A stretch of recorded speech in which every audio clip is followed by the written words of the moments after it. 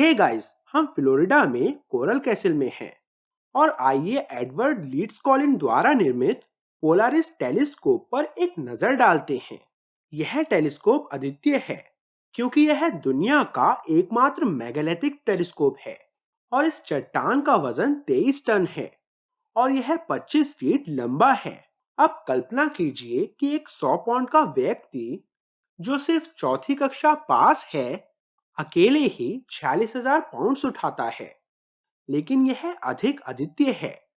Coral castle में अधिकांश अन्य चट्टानों के विपरीत इसे केवल इस विशिष्ट स्थान पर ही रखा जा सकता है।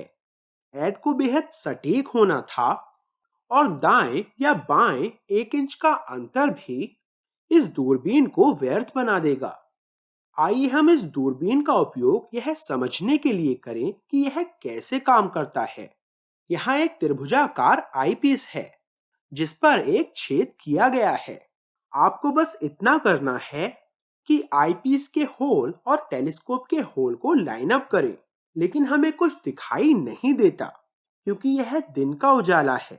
लेकिन एक साफ रात के आकाश में आप 4 चतुर्थांशों में से एक में नॉर्थ स्टार देखेंगे। पोलारिस नॉर्थ स्टार के लिए बस एक और शब्द है।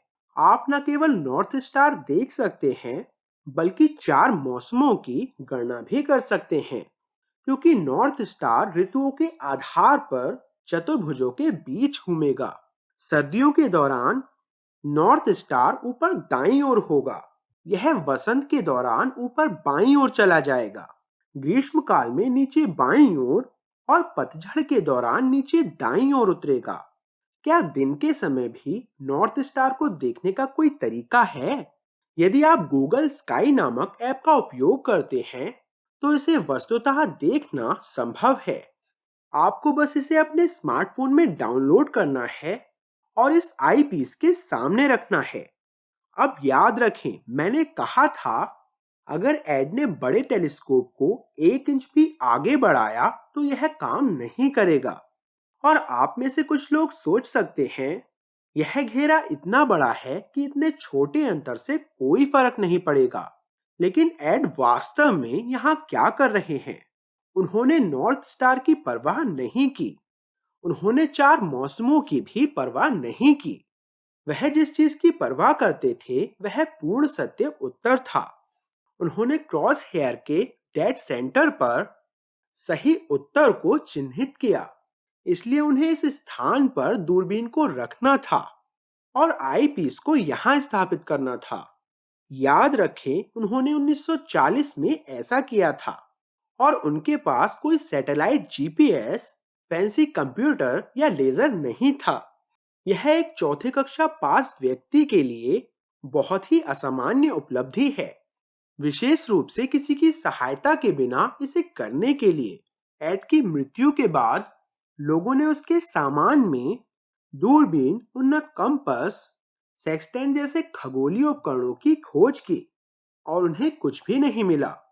तो वह इसे अपनी नग्न आंखों से कैसे कर सकता था? जब लोगों ने उनसे इस दूरबीन के बारे में पूछा तो वह उन्हें बताते थे कि उन्हें पता है कि गीजा पिरामिड के निर्माता क्या जानते हैं। गीजा पिरामिड्स के बारे में अजीब बात यह है कि वर्गाकार आधार के किनारे सही नॉर्थ पर आधारित 4 कॉर्डिनल कंपास बिंदुओं से निकटता से जुड़े हुए हैं और प्राचीन मिस्रवासी इसे 4500 साल पहले बना सकते थे। जाहिर तौर पर एड की तरह बिना किसी आधुनिक उपकरण के।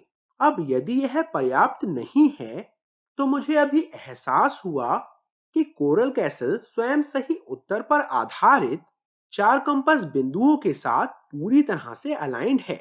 पैक जानवरों या उन्नत तकनीक की मदद के बिना 1100 टन से अधिक वजन वाले पूरे कैसल का निर्माण करना मानवीय रूप से संभव है।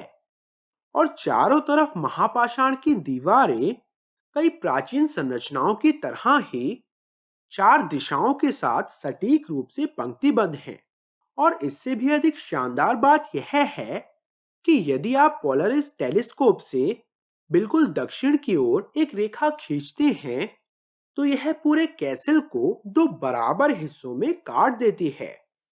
एड के सनडायल और नॉर्टन के दरवाजे के बारे में अपने पिछले वीडियो में मैंने आपको गीजा के पिरामिड्स के साथ कुछ अनोखी समानताएं दिखाई। क्या कोरल कैसल गीजा के महान पिरामिड्स के अनुरूप बनाया गया था? आप क्या सोचते हैं?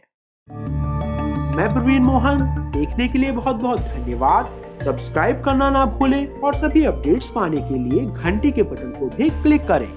कृपया इस वीडियो को लाइक करें और अपने दोस्तों के साथ शेयर करें और मैं आपसे जल्द ही बात करूंगा। बाय।